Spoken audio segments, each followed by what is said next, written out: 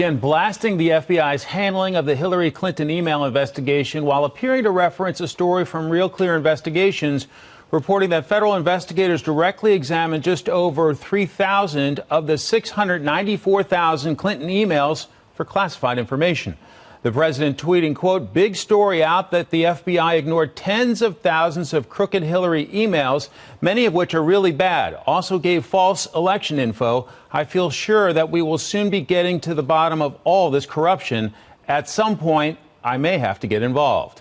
Let's bring in Brad Blakeman, former deputy assistant to President George W. Bush, and Dave Brown, Democratic strategist and former senior advisor and committee counsel to Washington Senator Patty Murray. Gentlemen, great to have you. Thanks for having us. President Trump keeps pushing Attorney General Jeff Sessions to probe Hillary Clinton and the Democrats. Considering the public nature of that criticism, Brad, are you surprised Sessions has not resigned? No, I think, if anything, he wants to be fired. And it's clear, senators have made it clear, that at this stage before the midterms, it's not a very good idea to let Sessions go, and would only get ourselves involved and give Democrats a great talking point for the fall, because it's up to the Senate to confirm the president's next choice. So it doesn't make political sense. The timing is bad. And Sessions right now, I think, is somebody who's probably on his way out, and that'll come after the midterms, probably by the end of the year. But the president, I don't think, has the leverage he thinks he does with regard to the FBI and the Justice Department, because you can't demand them to do something they just won't do. The only other thing to do would be to let people go. And the replacements, I don't think, are going to be any more favorable than what the president has now. Dave, should Attorney General Jeff Sessions resign in protest? And if he did, what would happen?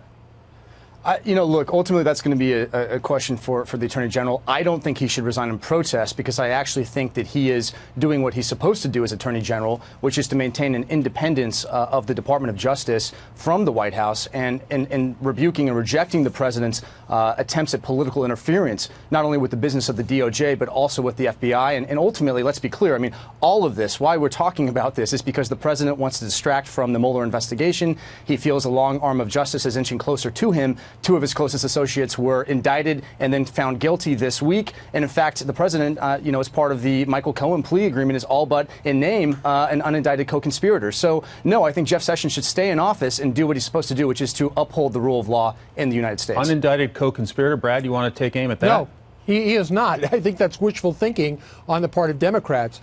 The bottom line is the president, as of this date, there certainly is no collusion, which was the crux of the purpose of a special counsel. And any prosecutions, any guilty pleas that have been taken are personal to the people who are in trouble. It has nothing to do with the president. Now, guilt by association, David, is not a crime in America. Maybe you wish it to be, but that's not the state of affairs. Brett, I'm not currently. saying that. I'm not saying that guilt by association. I'm saying that part of the plea deal referred to a candidate number one, who's now the president of the United States, and that Michael Cohen was directed. But it doesn't mean the president did anything wrong. Directed to violate federal election law by that candidate. So look, the facts speak for themselves. And I think the broader point, of that. Brett, I think the broader point is that the Mueller investigation has to be allowed to continue, because really we're not going to know. We're not going to know what we don't know until Mueller publishes his report. All right, so we'll mark you guys down as agreeing to disagree on that issue. Is there a double standard, Brad, in terms of the president's frustration that an NSA leaker got at least 5 years in prison, and he's saying that Hillary Clinton did not get any punishment? Absolutely. There is a double standard, and I understand the president's frustration, and he's rightfully to be frustrated. There are two standards. There's one for the Clintons and Democrats, and there's another for Republicans. If any other person had done what Hillary Clinton had done as a government employee, they would be in jail. There's no question about it. She got favorable treatment. The president is right to be frustrated. But at this point, there's very little the president can do.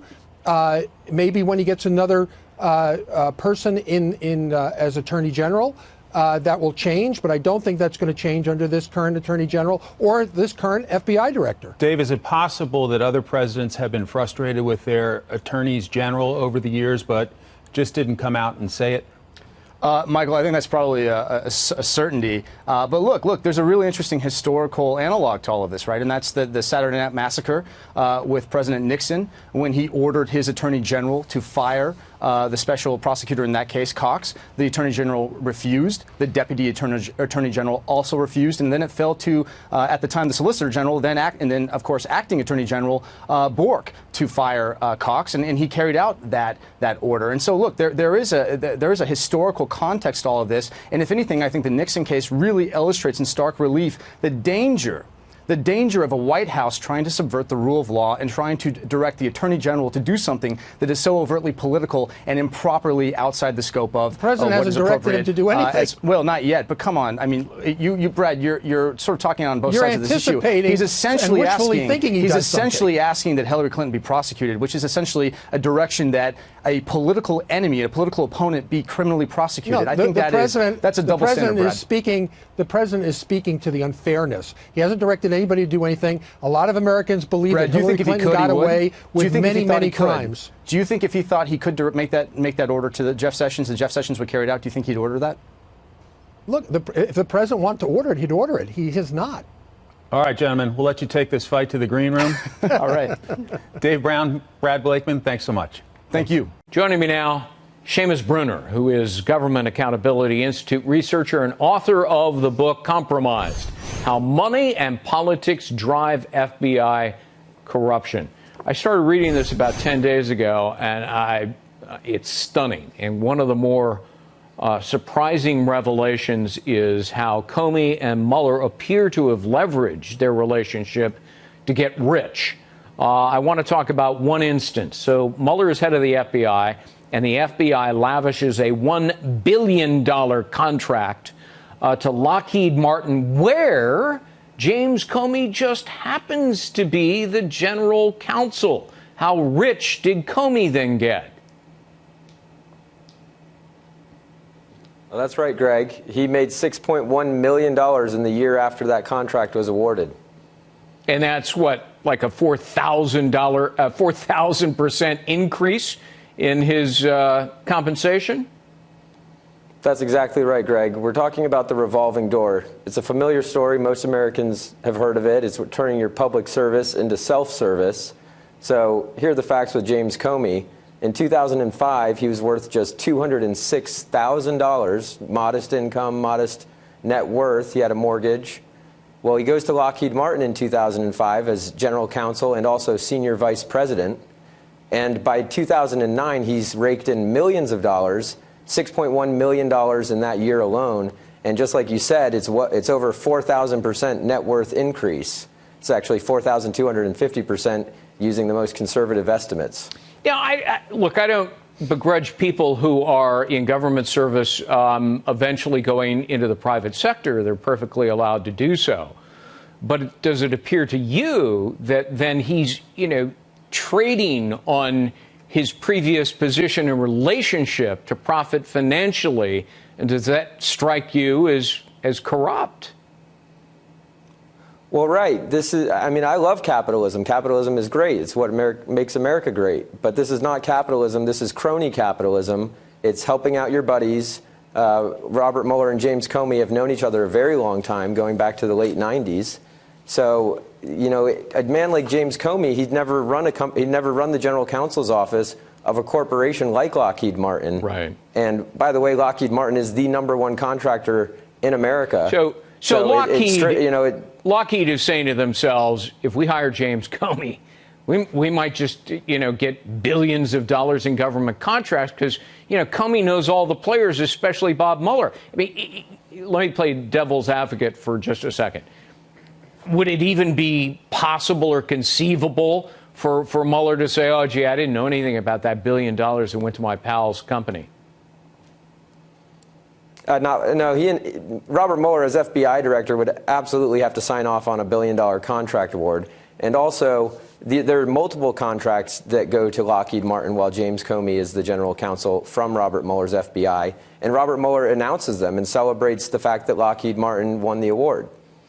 Well, didn't Bob Mueller also get rich because he leaves government, goes to work for Booz Allen Hamilton, who just happened to have received hundreds of millions of dollars from the FBI under Mueller's previous direction? Exactly right, Greg. And Booz Allen wasn't the only client Robert Mueller served. There were others as well, but no, you have it exactly right. Multiple clients that Robert Mueller worked with at the FBI. He then went on into the private sector. He and Comey kind of work as this tag team. Comey tags in, Mueller tags out. In 2013, Robert Mueller goes and sets up Robert Mueller and Associates, a consulting firm, and then also takes on clients through the firm WilmerHale, who, by the way, several attorneys from WilmerHale join Robert Mueller on his special counsel, Clinton-connected attorneys, no less. So, right, he does the same thing. It's the revolving door. It's cashing in on public service, and it's outrageous. So there is, bottom line, a revolving door between government service and big business. And when you go circling around that revolving door, you're getting wealthy off of it, and that's taxpayer money, right?